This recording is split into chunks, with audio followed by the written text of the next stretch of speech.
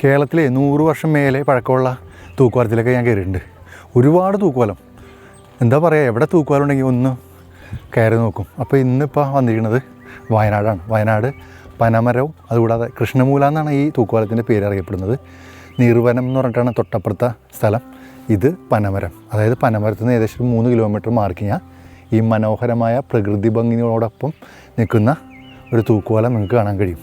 താഴെ കൂടി പോകുന്നത് പനമരം പുഴ. അപ്പോൾ ഇത് മഴക്കാലത്ത് വന്നു കഴിഞ്ഞാൽ ഇത്തിരി എന്താ പറയുക ഭയപ്പെടുത്തും. പക്ഷേ ഈ തൂക്കുപാലത്തിൽ നിന്നിട്ട് അങ്ങനെ ഭയം തോന്നണില്ല കേട്ടോ.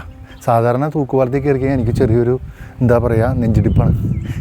ഇതിന് താഴെയൊക്കെ കോൺക്രീറ്റ് ഈ പാളിയാണ് പാകിയിരിക്കുന്നത്. അതുകൊണ്ട് എന്താ പറയുക ഒരു സുരക്ഷിതത്വം ഫീൽ ചെയ്യുന്നുണ്ട്.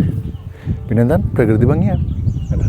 ഒരു മഴ വരാനുള്ള ചാൻസ് ഉണ്ട്, കയറി നിൽക്കാനുള്ള ഇടമൊന്നുമില്ല. ഇതിങ്ങനെ തൂക്കുപാലം ഉണ്ടെന്ന് പറഞ്ഞപ്പോൾ ഇങ്ങോട്ട് പോകുന്നതാണ്. ഏതായാലും ഭംഗിയുള്ള സ്ഥലം.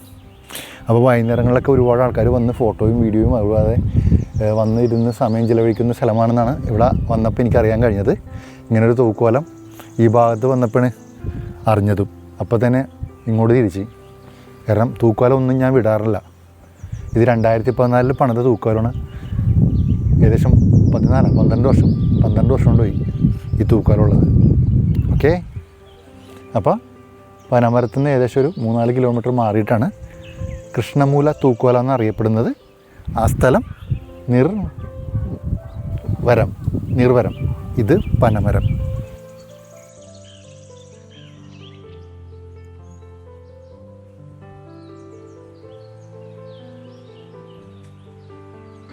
നീർവരം സൈഡിൽ കശുമാങ്ങത്തോട്ടമാണ്. പിന്നെ പനമരം സൈഡിൽ വെച്ച് കുറച്ച് പിള്ളേരെ സെറ്റ് പരിചയപ്പെടാൻ പറ്റി. അതിൽ ദേവനന്ദ എന്നാണ് തോന്നുന്നു പേര് കൃത്യമായിട്ട് ഓർമ്മയില്ല. അവളോടൊരു പാട്ട് പാടാൻ പറഞ്ഞപ്പോൾ അവൾ ഒന്നും നോക്കിയില്ല, വെച്ചലക്കി അങ്ങോട്ട്. കൂടെയുള്ളവരൊക്കെ ചിരിക്കണ്ടായിരുന്നു, എന്നാലും അവൾ അങ്ങോട്ട് പാടി. സൂപ്പർ.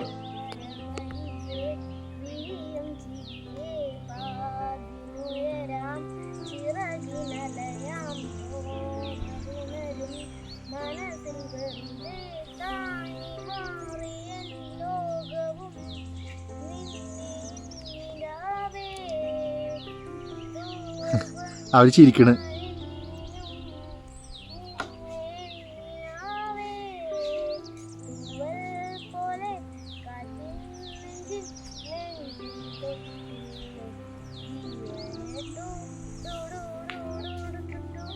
അന്നേ ദിവസം തന്നെ രാത്രി കാക്കവയൽ എന്ന് പറയുന്ന സ്ഥലത്ത് വെച്ചിട്ട് കുറച്ച് കുട്ടിപ്പട്ടാളത്തെ പരിചയപ്പെടാൻ പറ്റി.